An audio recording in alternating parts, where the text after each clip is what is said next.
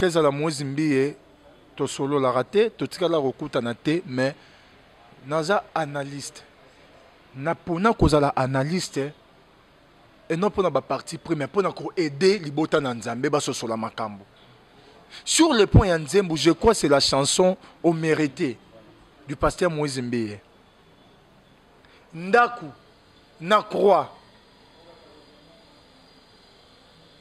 boko kanyeza wapi non au moni makambo nzambe c'est la révélation makambo nzambe c'est la révélation. Roger Baka, l'évangile de Roger Baka, il a la connaissance mais il n'a pas la révélation. Roger Baka souka kakana agneau aibike il a la connaissance c'est anine aibike agneau misuna yeza boye mutuna yeza boye mato ene kenda boye makolone za boye misapeza boye libumune za boye mais o yeza na kati agneau ayebi yango te 70% to 75% influença album ya Triomphe oyo pour ça la succès makasité makambo eliane. Et si moi j'ai été pasteur Moïse Mbeye na ngana bimsa Triomphe tom soit en janvier 2021 selon nga to soki nazaki selon nga to so nazaki conseiller na c'est des pasteurs mon pépé oyo eleka au sali berère et bimi na miso batu eza vraiment mabe eza berère mais mon pépé le robimsa album après a déjà initié dans la franc-maçon, mais c'est du mensonge. Ni au Kazaka image ya Satan thèse. Évangéliste Roger Baka cherche la révélation. Prie encore beaucoup le Seigneur qu'il te donne la révélation de sa parole. Ni au Kazaka image ya diable te papa. Nazola ba pe na maman moko zola ndanga. Soki loti nyoka. Na ndoto na yo. Koluka kaka mbala moko te mamike kezaki satana.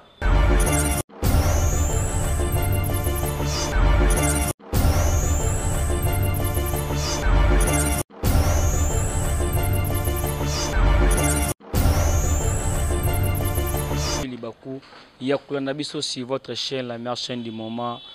Biyano News, merci de confiance sur Boussala Kabiso. Tant qu'il est dans vous avez beaucoup plus intérêt. Il y a s'abonner à la chaîne parce que c'est une chaîne, c'est une œuvre que Dieu a mis à votre disposition. Parce que Basala Nzambe Babele ba défilara awa c'est le sur ba appel sous sa bénédiction pour Nabino bolanda ba matel ka awa bolanda ba intervenir ba Basala Nzambe so baleka awa parce que baza ba instrument ki Nzambe utiliser beaucoup plus pour na pambola biso ba Nzambe tant que chrétien tu as vraiment beaucoup plus intérêt.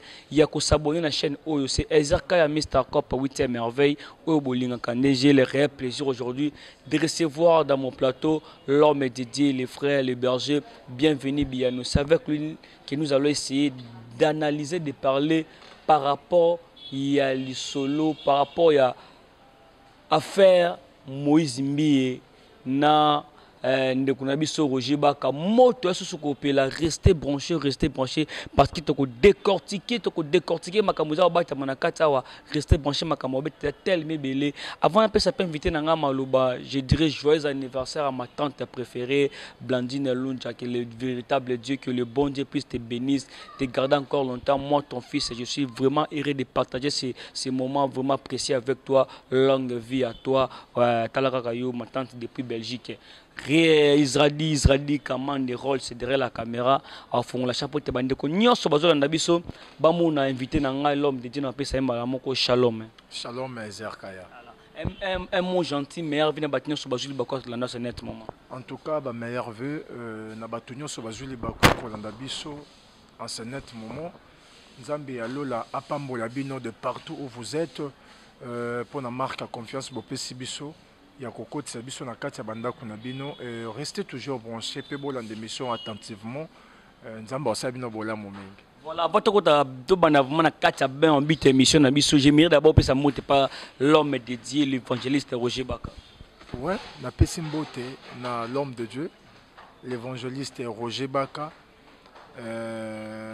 c'est un grand frère ozo salam sala nae kitoro makasi. Et moi personnellement, c'est très important. Voilà, tout le monde par rapport à la si on a la émission, on a la question qui a vidéo, il y a l'homme de Dieu, l'évangéliste Roger Baka. Oh, il y a décortiqué ma chanson, il y a Moïse Mbi, l'homme de Dieu, l'homme de triomphe, l'homme de Dieu Moïse Mbi. Oh, il y a décortiqué ma chanson, Koyoka Koloba, Ndekuna biso Roger Baka, banane wa liboso. Alobi Moïse Mbi atanga ko moi j'hésitais. Koyoka Koloba abimisa Lazare sort. Mais aloba ko moi j'hésitais. Tant on abimisa Lazare na kata kunda na sala ka kombo ya nani. Abi asala ko moi ba mari de nuit asala ko moi ba déesse ko moi ba dieu moko boye ba tumba manzema moya mabe. Ça veut dire que Moïse Mbi asala ka nzambe ya soli so toyebi parce que tant on ba Lazare sort na kata kunda bima na kata kunda alobate ke non na komuna Yesu alobate komuna nini koyoka koloba révélation mo o ebata mana sima banzimbo wana to banya na question wana par rapport à ce que lobani. Bon, par rapport à la question wana, ce qui est vrai et c'est une réalité vraie, et ça que bato belé lelo basale la ranzambe te. Eza ba misusu basale la ranzambe azotanga kombo ya Yesu azape motinda mi ya Yesu mais ebele pe balati kaka kombo ya Yesu mais réellement basé en nzambe te, ce qui est vrai. To kuta ba on a kati ya évangile, to kuta ba on a kati ya musique chrétienne. Au monde apena moté yazote ya penda évangile afungoli pe bible azopesa ba verset biblique belé. Mais ce qui est la vie, parce que la vie chrétienne, ce n'est pas seulement un nom. Mais la vie chrétienne, c'est toute une vie. La chrétiennité, c'est toute une vie. C'est-à-dire que tant que tu es chrétien, ils ont raté le combo, il y a combo tu as Christ. Mais tant que tu es chrétien, ils ont vie mobimbe sengeli to vivre. Ozomona. Tant que tu es yembela nzambe, et sengeli vie oyo tozo transmettre dans ba chanson na biso et la vie na biso. Mais ce qui est vrai est belé penda pour ne pas naebi Moïse Mbi était koyeba ye, c'est-à-dire que kofanda na ye kokutana na ye tout ça non mais nayebi c'est une grande star de mon pays ayebani atombwama toyebi bongo mais koyeba penda mutu kati ya mutu faut un discernement. Alors awanga na kokite koyeba koya ko attaquer Moïse Mbi mais na koya ko transmettre ba Christ au discernement bangonde à travers discernement baroye bako sosola. Est-ce que muto yembela nzambe o yembele na bo solo to ya lokuta? Est-ce que muto zo sela nzambe o sele na bo solo to ya lokuta? C'est le discernement. Il faut avoir le discernement des esprits. Kokota na ba biloko ya ba gege wana ndanga tout ça na mona ngoza ya ba distraction. Au mona moment où tozali Christ azo ya bientôt hein. Toi na moment ya koyebisa batu bobongo la mitema ba yebi nzambe te, toi na moment ya koyebisa batu ba oba na kata masumu to changer mitema to bongo la to banga nzambe parce que Christ aza déjà na nzela azoya. Eza moment ya komema batu ba distraction te ya ba gege ya bandanga. Tu sais, moko ba disciple batu na Jésus Christ. Montre-nous le Père et cela nous suffit. Na makambo nzambe. Nous avons le seul objectif, le Père, c'est fini. Tout le monde est dans l'émission, Ndanga, Gege, tout le Père et Koki pour Nabango. Tala, Naebisayo, le lot est un esprit à fanatisme, et ça m'a cassé pas les chrétiens. Ataba pagano, bazan esprit à fanatisme, on a été le roi chrétien. Chrétien le loko ko ya ko yebise ke mutu na za mabe soki alingiye akobambo mabanga. Chrétien ko yebise mutu no so landa wana anganga a se déguiser ne kaka na l'ange à lumière mais à Lucifer. Soki mutu na za kaka alingiye esprit fanatisme elisa makasi na l'église na biso ba tika ete. Pour venir le loko so to meki ko lobelaka makambo Roger Baka. Tala na ba commentaire ba to ba ko finga biso. Pourquoi esprit à fanatisme est makasi? Combien des émissions ça sur YouTube sur le pasteur Moïse Mbi? Au moins cité Bethel et quoi? Est-ce que mon a cité Bethel et Koufa? Et ça, en plus, Batouazaka plein, le lot va célébrer culte na bango et action de grâce au Kenomo na batou plein. Donc ce qui est important, dans une mission, il y a kende ko boire à semence na 4 terres. Terre où ils a pierré, terre où ils ali na ba épiné, la longue du chemin, na bonne terre. Donc tout boire à semence. Ceux qui bateau vont recevoir semence. Bazan na bonne terre. Bah quoi accepter le message facilement. Mais quand on peut que bateau bazan belé bateau fêter mais ne corriger pas capable de mon azo boya bande kona ba kineli felo ndeko na ngai azo boya ba kina libunga parce que lobi ke ndeko na biso edingo ya simaka kiazanga ngaza muto wa kisi mais pona nini te ki ba pasteur msusu wandi make non ngande na zabu na za obokanisa kate parce que bateau belé ba ko kine pele felo ndeko na ngai na ebisi bino eloko eleki temps eza te. eza na mutu moko takoki mambangu koleka temps nde bakongole balobaka makambo donc nde ekoyeba koconfirmele biso ke oyo azalaki ya nzambe oyo azalaki ya nzambe te soki ye moko mokolo elanga bayebise ke me tomoni pembeni na ble ivre mpe ezali topikola ivre kolo elanga ye moko apekisa babi te botika bango bakola ensemble ekoya na temps tokokabola ivre na ble tokozwa ivre tokobuka yango mpe tobwaki na moto c'est le temps ntango Roger Baka azoloba boye edingo azataka edingo te na mituna na otambola na otala mpe na caméra na osadresse na évangéliste Roger Baka est-ce que ntango yo ozoloba ke il faut mutu soki aza mosali ya nzambe aloba na bato réellement oyo azali ndenge edingo déjà talisa bato aza mopagano évangéliste Roger Baka est-ce que oyo nyonso yo lobaka na bato sincèrement devant Dieu est-ce que on vivra en haut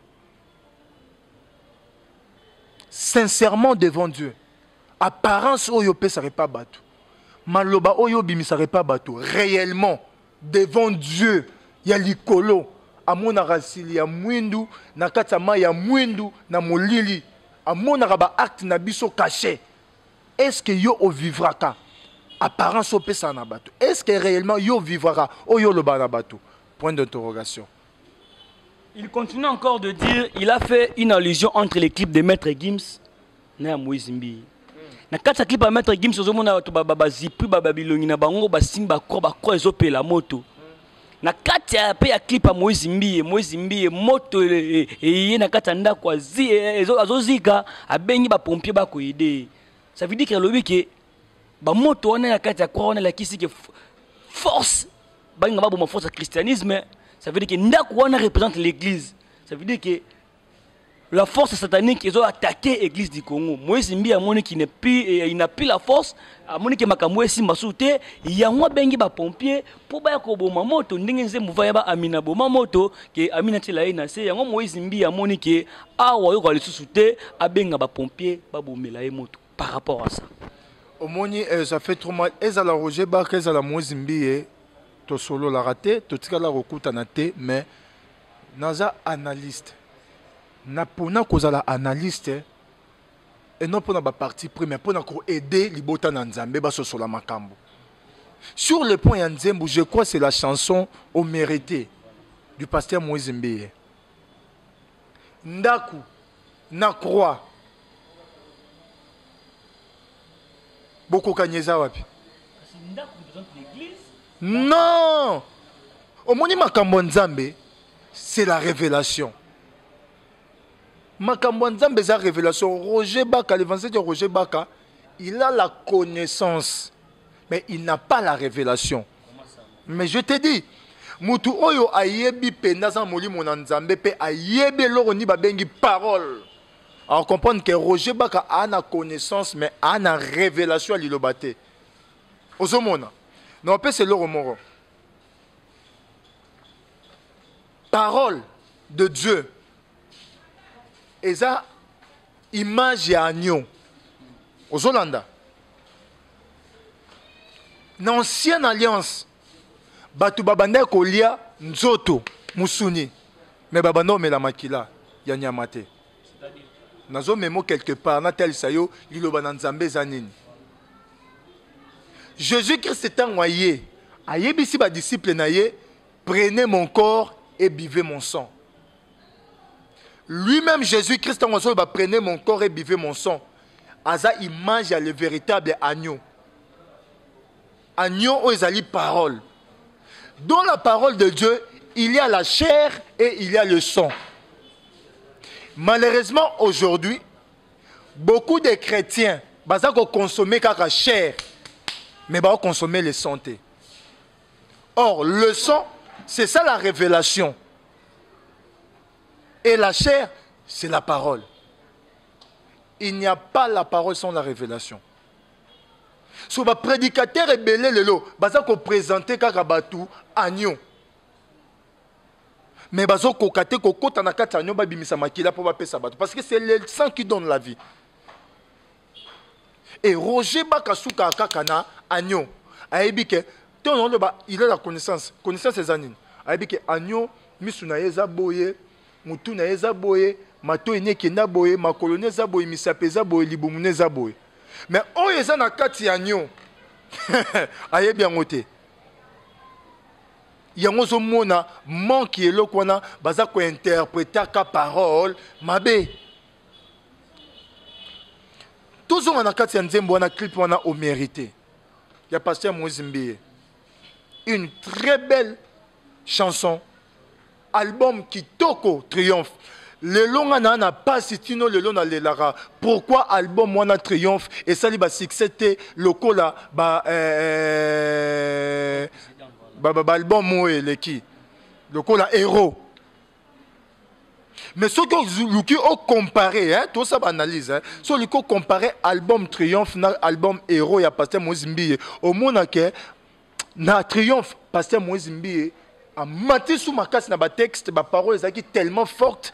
Mais pourquoi écoutez et ça les succès le coup la héros to et le qui héros mais ils ont abandonné mon malam pourquoi bah erreur ministérielle et moi je dis ngana lo barakino lelo makambo Eliane et yeba ko influencer album oyo ya triomphe ya pasteur Moïse Mbiye sur 100% ata 70% ou 75% influençant album et triomphe pour ça la succès makasité makambo Eliane.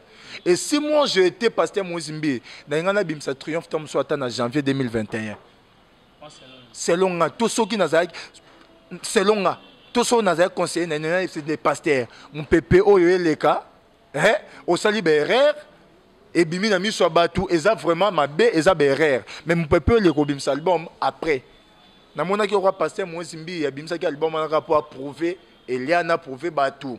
A prouvé batou que non, oyeye le côté ngana Moïse Mbiye. Yango e bomi pe et ça dit que l'album na et subir succès à ma capacité. Tous les qui ont mérité sur le plan révélationnel.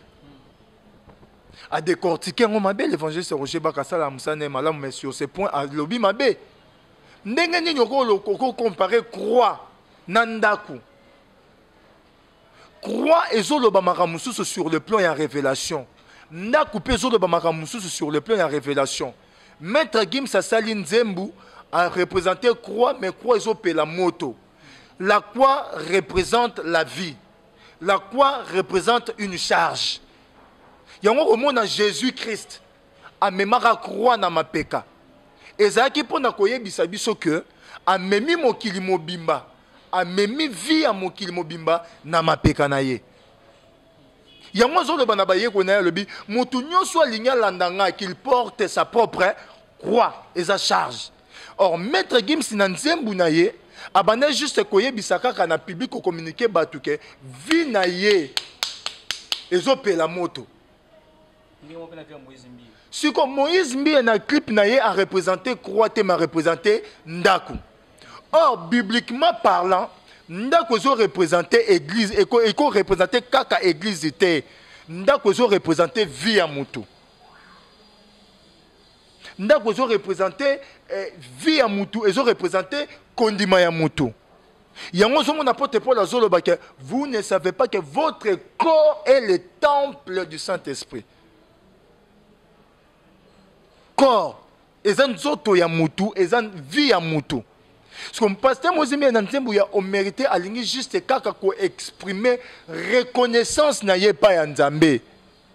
malgré ba mipepo etelemaki ba problème etelemaki yango nde moto papa yango nde moto yango azozika ba pompier wana ezaka image ya secours ba pompier bazani ba service yani ya secours siko et na vie ya chrétien lorsque chrétien moto peli na vie na ye nenya ya ko boma moto eza nzambe ezaka juste ka ko représenter ko exprimer côté sa reconnaissance n'est pas nzambe malgré ba mipepa lekisi ba moto ba problème tout ça mais nzambe aye ko secourir ye abimise na kati ya moto wana il est vivant tout tika ko interpréter ba makambu mabe tout le monde a rappelé mabe place nyonso te papa ngai te mde projet ba zolanda yo par rapport aussi à forme de serpent alobi Moïse Mbiye il utilise toujours la forme d'un serpent makambo nyoka. Nyoka représente les diables en personne. Nyoka représente les dragons anciens de Toyebi Babora na moto. Par rapport aussi à ça, au Kolobani. Na landa ki vidéo non la c'est une vidéo ana. Na moni abike non soki mutu ala azolo ta nyoka asa déjà initié na franc-maçon mais c'est du mensonge. Nyoka zaka image ya Satan thèse. Évangéliste Roger Baka cherche la révélation. Prie encore beaucoup le Seigneur qu'il te donne la révélation de sa parole. Nyoka ezaka image ya diable te papa. Nazola ba pe na mama moko azolandanga. Soki oloti nyoka na ndoto na yo. Koluka kaka mbala moko te mamike kezaki Satana. Luko yeba na kati ya ndoto no nyoka na bando osala nini. Soki bando oso eza mabe. Mais nous, quand on a une image de diable, nous avons prouvé bibliquement. Nous avons bengi Moïse. Alors, Moïse a une mission qui est libérée de Israël dans l'Égypte. Moïse a dit qu'il y a un colo. Aux autres, il y a un colo. Il y a un pharaon, il y a un signes. Si Moïse a dit que Moïse, ce qui est dit, c'est que les gens bimisa et comme on a lèbre. Yami balé zone zete za na maboko no boaka na se nzambe azoloba na Moïse bongo zone zete boaka na se nzete ne ko baluka nyoka ezali ba des grands signes o ekosala ke bandi ma oke ngande na tindi yo siko nzete wana moto toyebi ke za moto epelaka eza koze na biloko epelaka mais moto ni koloba ni c'est ça la révélation. Or vision Moïse amonaki nzete na banda ko représenter tout un peuple. Moto ne bande ko représenter toute une vie. C'est-à-dire quoi? Nzete zo pe la moto. Peuple ya Nzambe baza ko souffrir parce que la souffrance c'est toute une vie. C'est la vie. Donc ils ont représenté Israël dans quatre esclavagisme ya ba corvée, ya pharaon na quatre Égypte. Mais ce que souffrance na pe corvée wana et roboma bango te. Ya wana nzete zo pe la moto mais ils ont zikate. Voilà l'homme de Dieu. C'est ça la révélation. Merci Baba. C'est Peli pas beaucoup de contact. Il y a tant de questions qu'on n'a pas posées, beaucoup posées, beaucoup tapé dans ma prière, beaucoup de journaux numéro de téléphone. Plus 243 97 60 37 626. Toli tom suna makambo tolobeli awa tom susu tolobi mabe toza batu toza parfait tom suna ko déborder yaki ko no ben mabe ba ko benganga ba pesinga pe toli to bato toyokara. Naza ndeko na bango mwana na bango leki na bango papa na bango donc na royoka na obongisa prochainement. Voilà bandeko balandi c'était Ezerka ya Mr Kopo Alambaki l'homme de Dieu bienvenue bien notre petit masolo par rapport au botu kolanda biso pour pe ba soutien na bino sala biso bien ba bona ne pe banda kuna bino nzamba la pamola bino merci masna ba soutien na bino.